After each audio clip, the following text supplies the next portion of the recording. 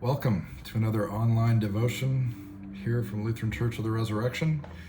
Today is February 2nd, 2021. And just saying that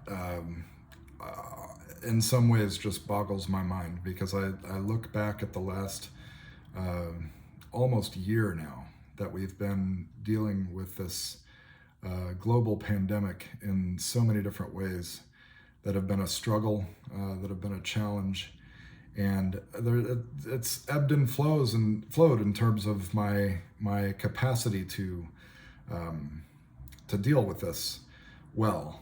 Right? There's times when I'm doing okay, and we're doing what we've got to do to get by, and in some ways even thriving a little bit, which is great. And then there's other times that I am just tired, just worn down from it all, and feeling the weight of it all. And I'm somewhere in between right now, but my sense is that a lot of people out there are feeling the weight of this challenging time that we're enduring.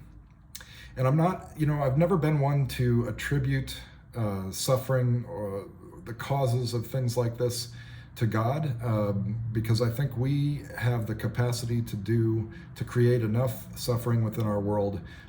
Just the nature of being human, I think, the nature of life in this world carries with it a significant amount of suffering and challenge. Also a lot of joys and all of that, but I've never been able, I've never seen God as a cause to suffering. But I've often seen God as in reaction to suffering. I've seen God's presence in the midst of it. That God doesn't abandon us. I don't believe God creates the suffering, but when we are suffering, when we're challenged, when we're facing these kinds of challenges, God is with us, and God is working through a myriad of ways that are often misunderstood or not understood fully until after it's all over. But I came across a verse in 1 Peter chapter 5 that struck me along these lines.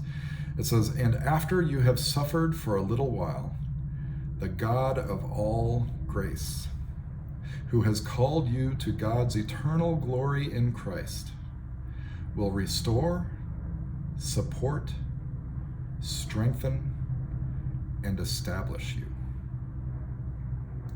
And I think of that, for me, gives me great hope that we can grow through these challenges, that we can learn, we can come out fresh and new to experience life differently. I was thinking the other day, remembering back to when my kids were little, and how periodically I would, put them to bed one night and wake up the next morning, go in and wake them up, and they would have grown overnight.